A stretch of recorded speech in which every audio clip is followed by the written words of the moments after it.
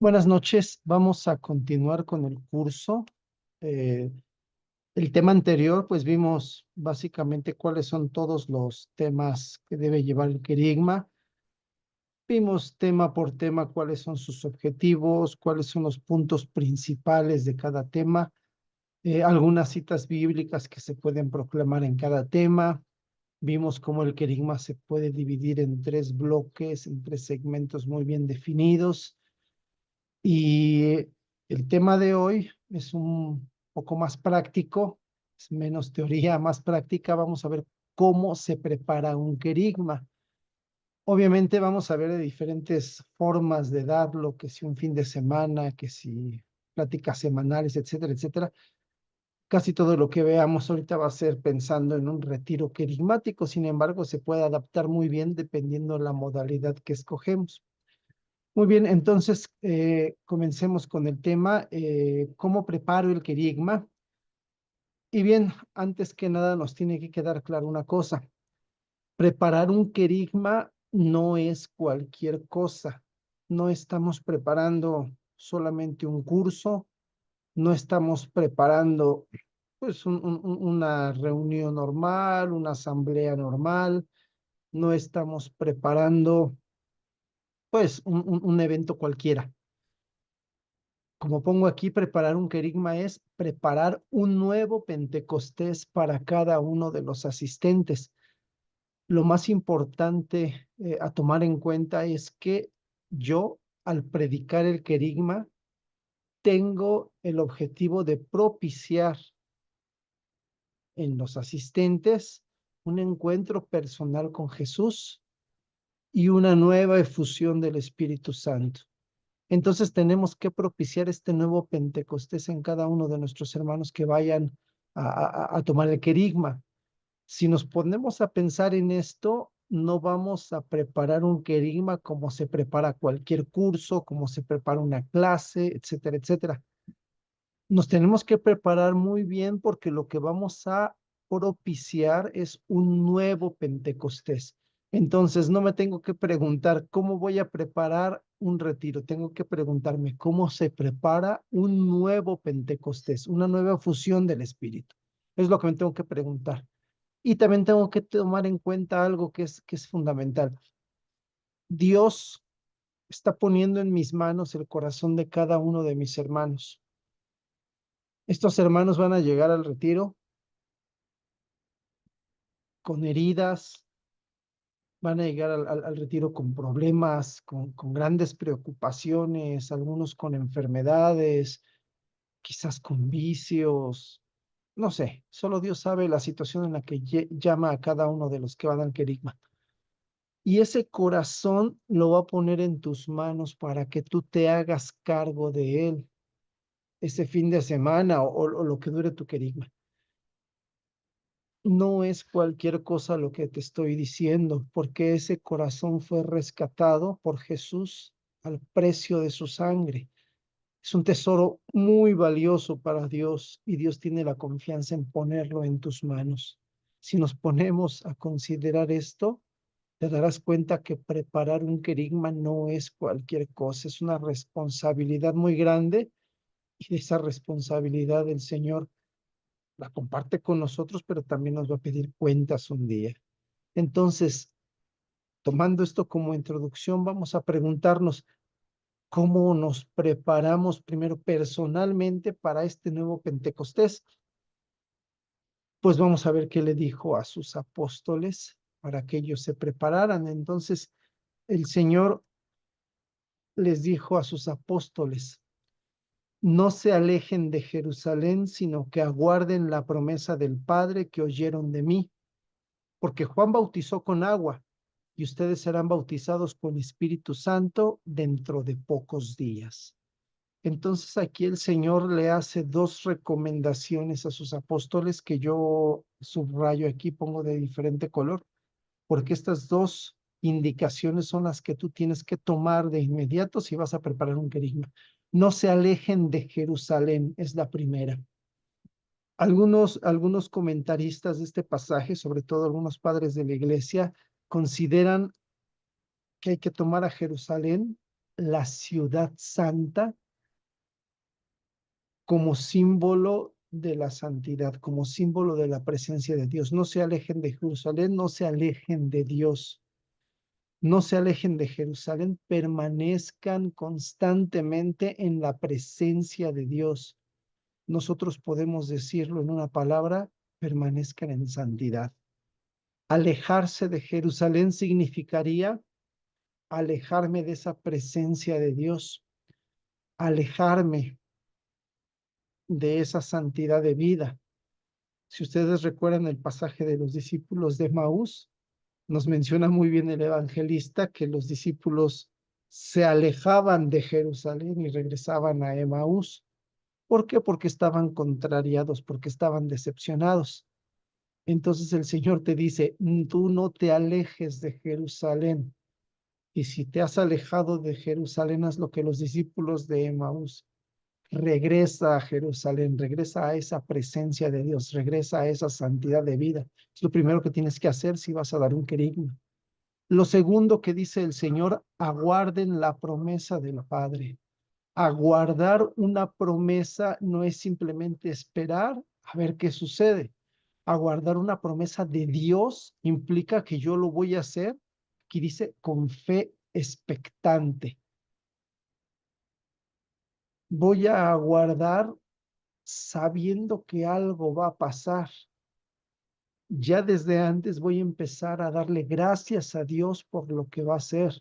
Ya desde antes me voy a empezar a emocionar por lo que sé que Dios va a hacer en ese querigma. Esa es la fe expectante.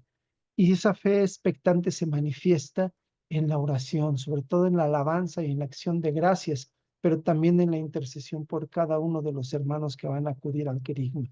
Entonces, dos condiciones personales para prepararnos: permanecer en la gracia de Dios, permanecer en santidad, y la segunda, con una fe expectante, sabiendo que el Señor va a hacer grandes maravillas. Si nosotros vemos en el libro de los Hechos de los Apóstoles lo que pasó antes de Pentecostés, vamos a darnos cuenta cuáles son los pasos que tenemos que dar. El primer paso: tenemos que formar un equipo. Si ustedes leen el capítulo primero de los Hechos, casi todo el capítulo se pasa contando cómo los apóstoles eligieron un nuevo miembro del grupo de los 12. Si ustedes recuerdan, Judas Iscariote se había matado. Entonces San Pedro se levanta en medio de la asamblea y les dice: es que es necesario que completemos el número de los 12 apóstoles. Es necesario, lo voy a decir así, que completemos nuestro equipo antes de comenzar con la misión que tenemos encomendada. Entonces tú también lo primero que tienes que hacer es conformar ese equipo de servidores que te va a ayudar para el querigma.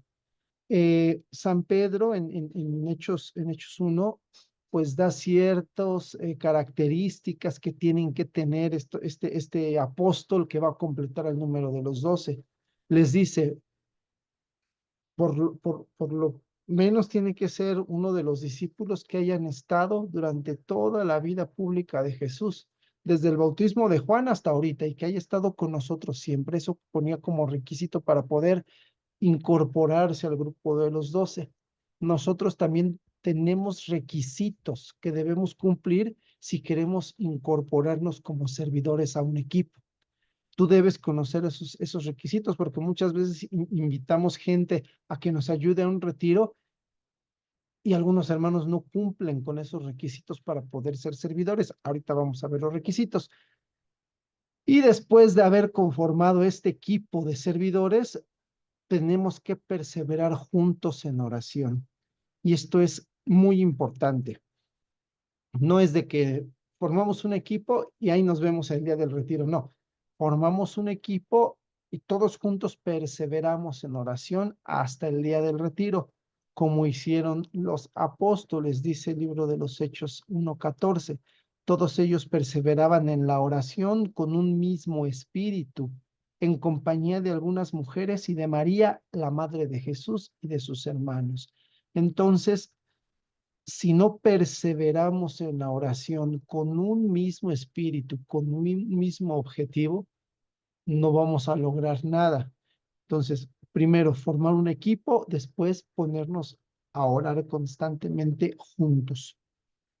Bien, para la formación del equipo debo tomar en cuenta una serie de requisitos y yo pongo aquí requisitos mínimos. Estos requisitos no los invento yo, pues eh, eh, yo los he tomado pues de varios autores que han elaborado una lista de características que deben tener los servidores. Yo puse los que consideré los más importantes, los que se repiten en prácticamente todos los autores, y vamos, casi todos coinciden.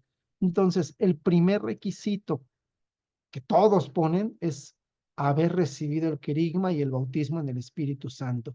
Si una persona no ha recibido el querigma, no puede proclamar el querigma.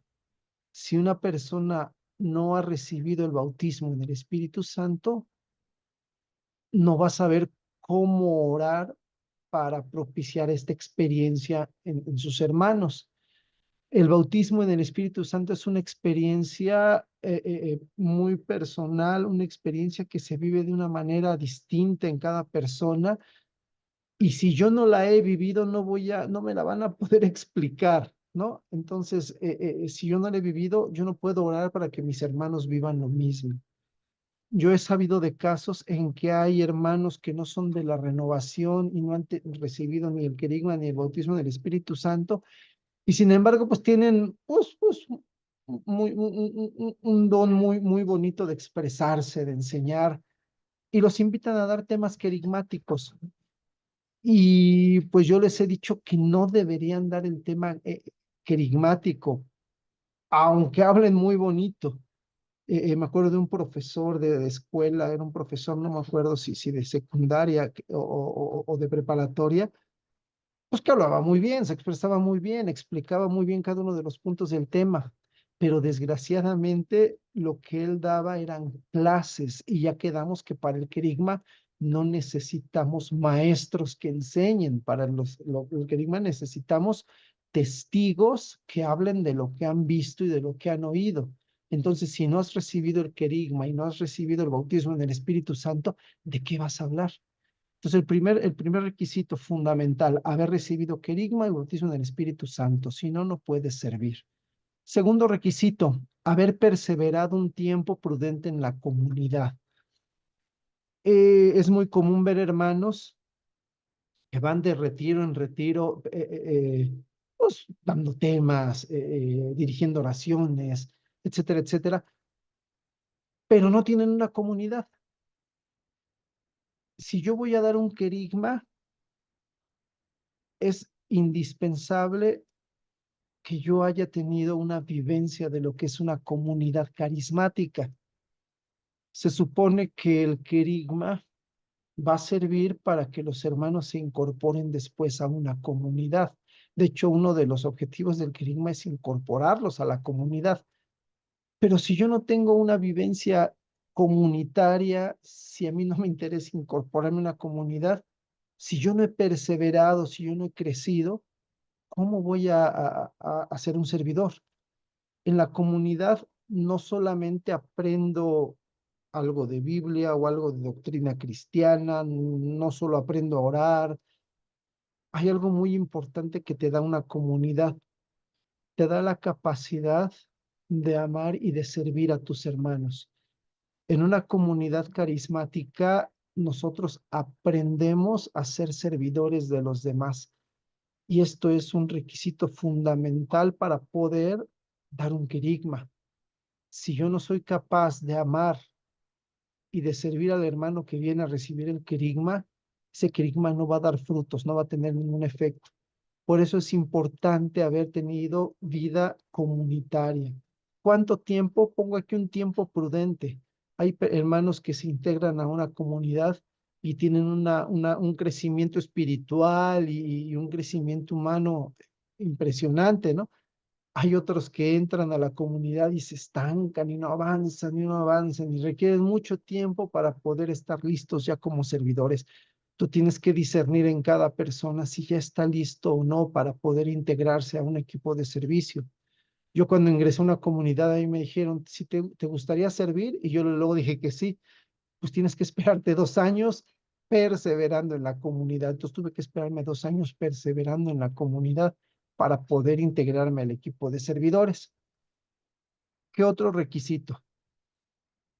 Pongo aquí, tener la suficiente madurez humana y cristiana, fíjate, humana y cristiana, para hacerse cargo de un servicio y de otros hermanos. En el retiro, o vamos, en el querigma, a lo mejor vas a estar encargado de un servicio, de un ministerio. Tienes que tener la suficiente madurez para poder hacerte responsable y llevar a cabo tu ministerio como se debe. Pero aparte tienes que tener madurez cristiana, es decir, tienes que tener una vida espiritual estable, una vida espiritual que esté fluyendo, que esté creciendo. Tienes que ser un cristiano de veras si quieres ser un servidor.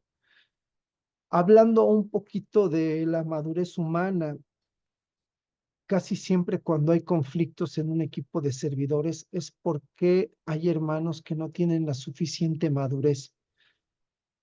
Puede ser que esta inmadurez se manifieste en tomar muy a la ligera las cosas y no darles el verdadero valor que tienen. Pueden ser hermanos irresponsables, pueden ser hermanos que hacen las cosas a medias, con mediocridad, porque no tienen la suficiente capacidad de darse cuenta de la magnitud del servicio que van a dar, ¿no?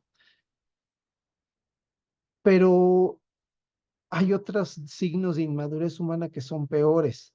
Por ejemplo, hay hermanos que meten chismes, divisiones, conflictos, peleas, hay envidias, etcétera, etcétera, ¿no?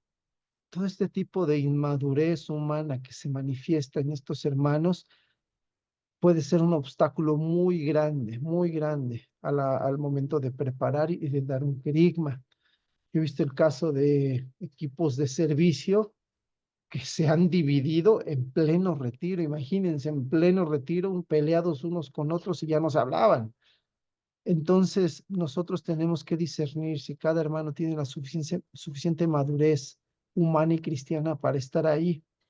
No se trata de convertirnos en jueces, no se trata de criticar, ¿verdad?, a cada uno de nuestros hermanos. Simplemente se trata de pedirle al Señor que nos dé luz para saber si tal o cual hermano está preparado para servir.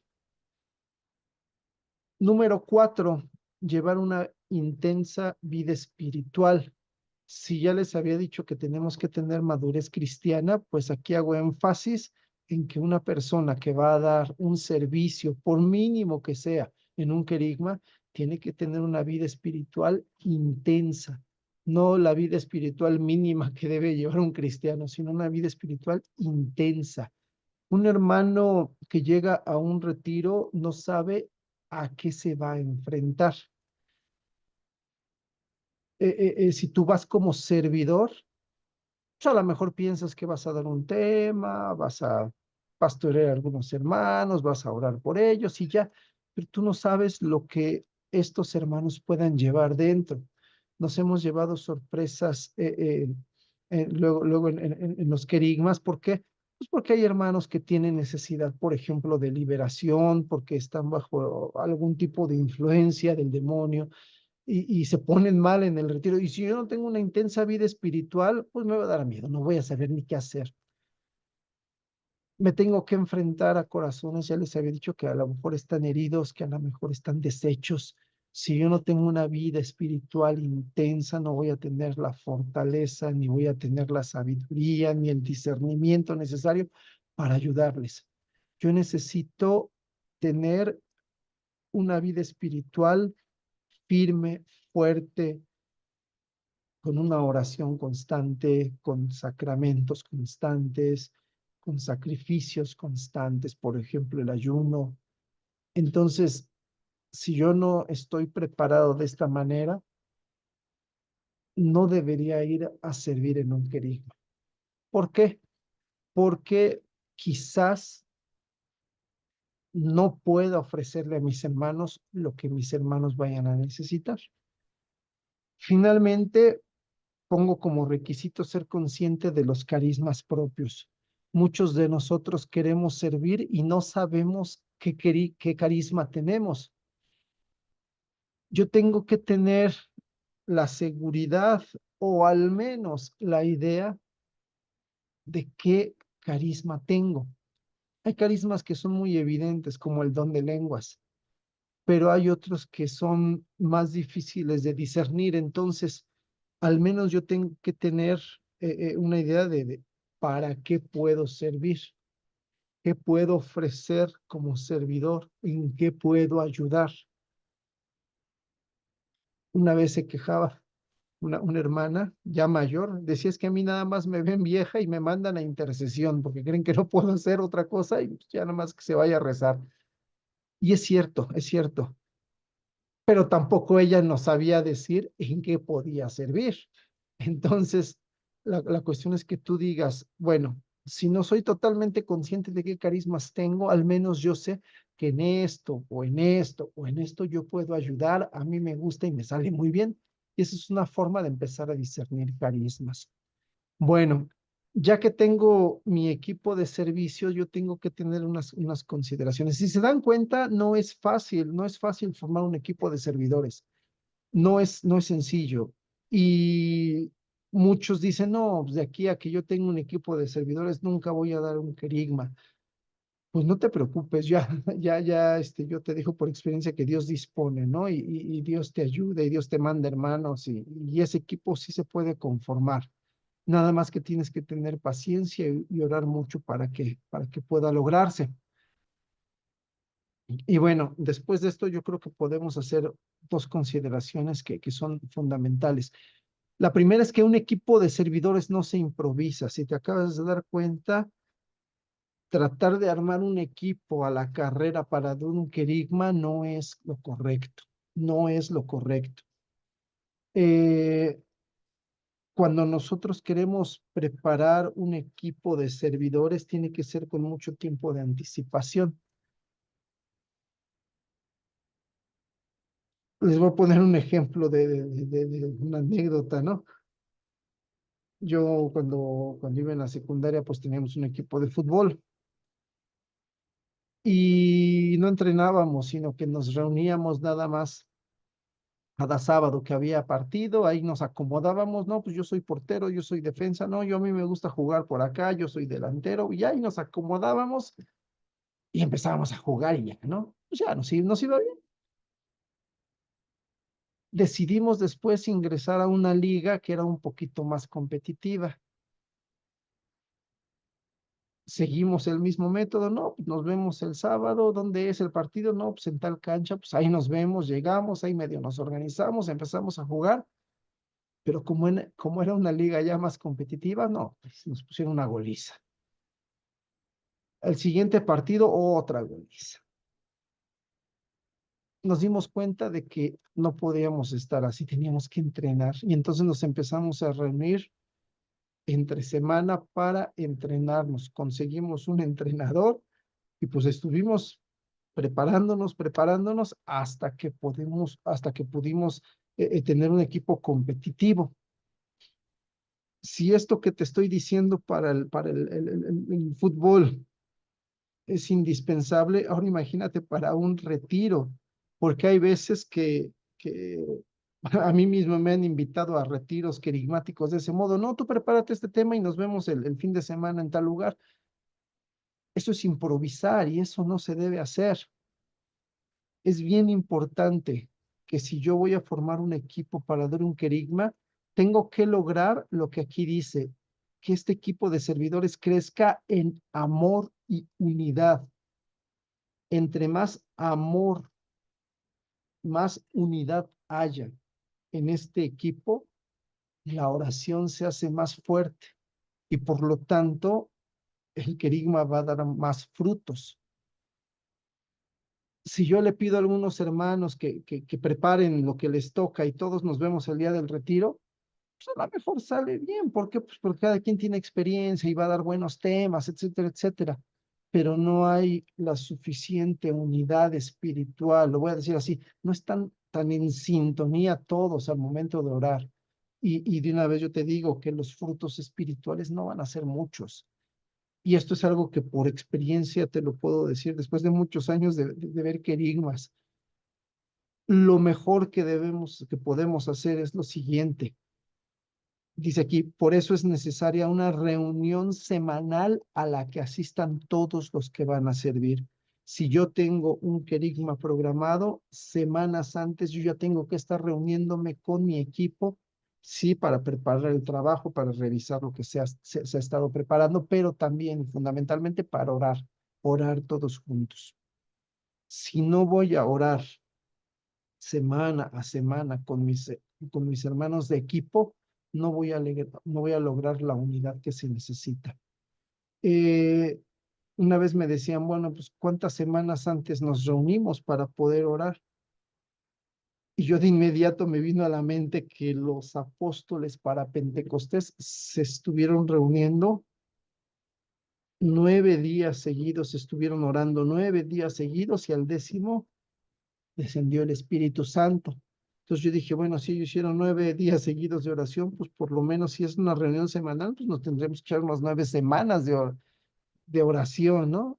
Y a muchos les puede parecer exagerado reunirse 9 semanas de preparación para el retiro. No, yo creo que es lo mínimo que podríamos hacer. Generalmente cuando yo preparo un querigma, trato de empezar la preparación 3 meses antes. Solo así, perseverando en oración, perseverando, vamos a lograr tener buenos frutos, sobre todo espirituales, en nuestro querigma. Bueno, ya que tengo mi equipo, lo que falta es discernir la modalidad de querigma que sea más conveniente para nuestra comunidad. No siempre se puede hacer un retiro, no siempre conviene hacer algo de encierro. Tenemos que discernir y vamos a proponer 3 tipos de modalidades y de ahí uno tiene que escoger la que pueda ser más útil para la comunidad. La primera modalidad es dar el querigma mediante una plática semanal. ¿Cuáles son las ventajas? Que puede realizarse en el salón de la parroquia sin necesidad de andar buscando algún otro lugar, ¿no? No tiene costo, requiere de poco tiempo, con 2 horas cada semana es suficiente. Entonces, para algunos hermanos es más fácil ir dos horas algún día de la semana que ir un fin de semana completo. Y si se hace semanalmente, se puede profundizar cada uno de los temas de mejor manera. ¿Por qué?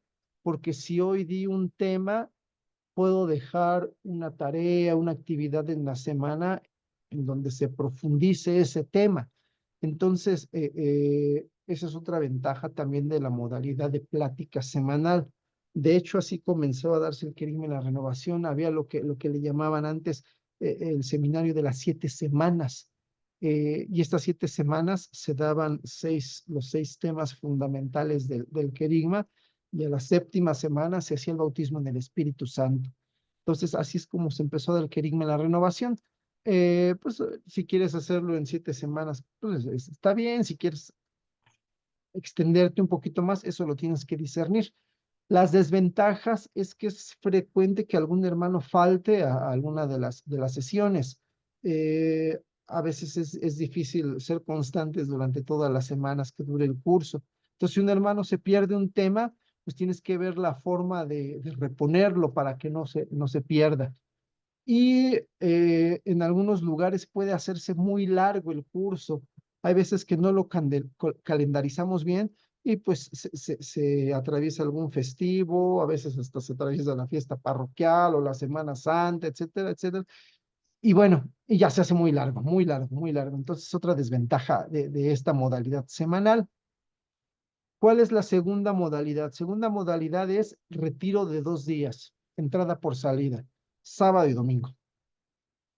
Si hacemos el retiro todo un sábado, todo un domingo, pero en lugar de quedarse a dormir ahí en la parroquia en donde, o donde se lleve a cabo el retiro, se van a sus casas a descansar y al otro día regresan, eso nos puede dar varias ventajas, sobre todo que puede seguir realizándose en el salón de la parroquia, no es necesario rentar algún otro lugar, buscar un lugar más alejado, etcétera. Entonces, sigo teniendo el salón de la parroquia como un buen lugar para hacerlo. Tendría un costo mínimo, ¿por qué? Porque no tengo que pagar ni hospedaje, se puede organizar uno para que inclusive la gente puede llevar su comida, se les dice, vengan desayunados, traigan su comida y aquí compartimos y ya se regresan a cenar a su casa. Tendrías nada más pues un café, algún lunch pequeño, ¿no? Pero ya el costo sería mínimo. Y bueno, los asistentes pueden aprovechar mejor el tiempo invertido que si es semanal. Ya dedicarle un día completo a algo, ya eso te permite profundizar y meterte más a lo que estás haciendo, ¿verdad?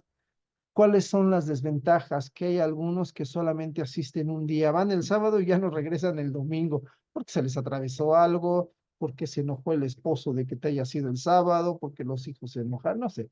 Entonces, a veces ya no regresan, ¿verdad?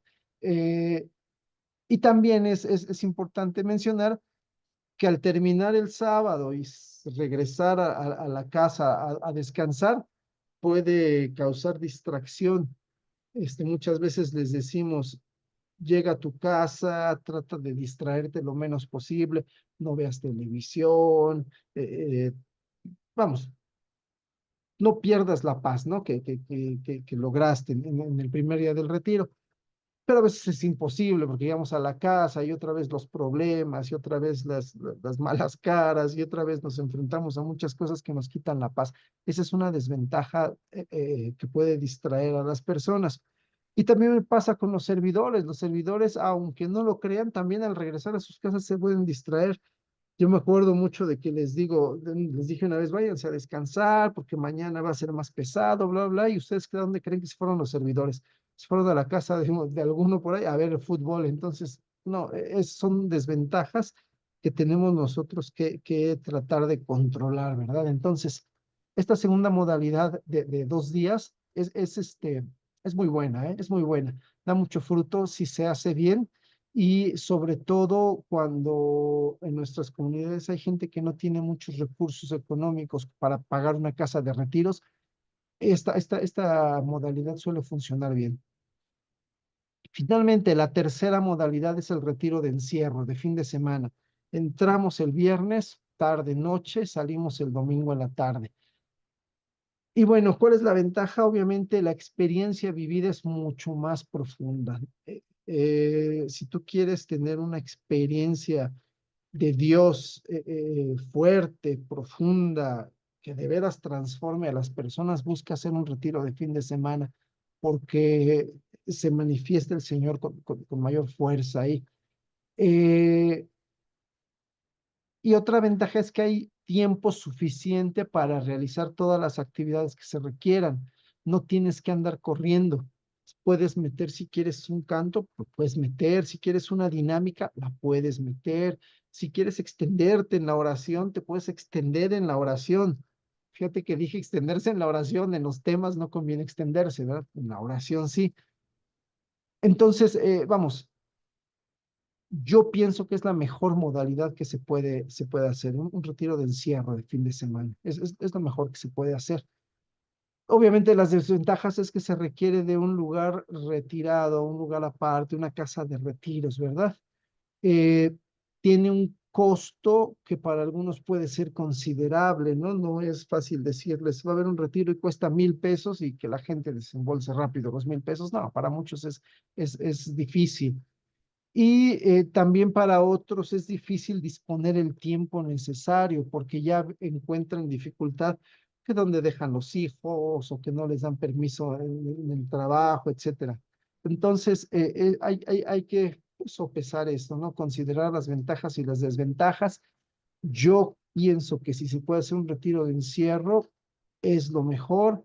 si se pueden conseguir becas, medias becas, si se puede hacer alguna actividad para juntar recursos, etcétera, etcétera, vale la pena. Yo no recomendaría, con tal de que salga más barato, imponer una serie de limitaciones a los hermanos. Hay veces que para no gastar mucho decimos, no, pues vamos a acondicionar un cuarto y ahí metemos colchones o que se metan con su sleeping y ahí se duerman y pues que se bañen con agua fría, que etcétera, etcétera. Yo no creo que sea bueno si vas a tener tu primer retiro, porque este es el primer retiro que muchos tienen, pues darles a estos hermanos pues esta serie de sacrificios, de privaciones, ¿no? Muchos se distraen por eso y hasta están de mal humor, ¿no? Escuchando los temas. Entonces, yo creo que hay que darles algo digno, no lujos, pero algo digno, este, vamos, algo sensato, para que no sirva también de obstáculo, de distracción.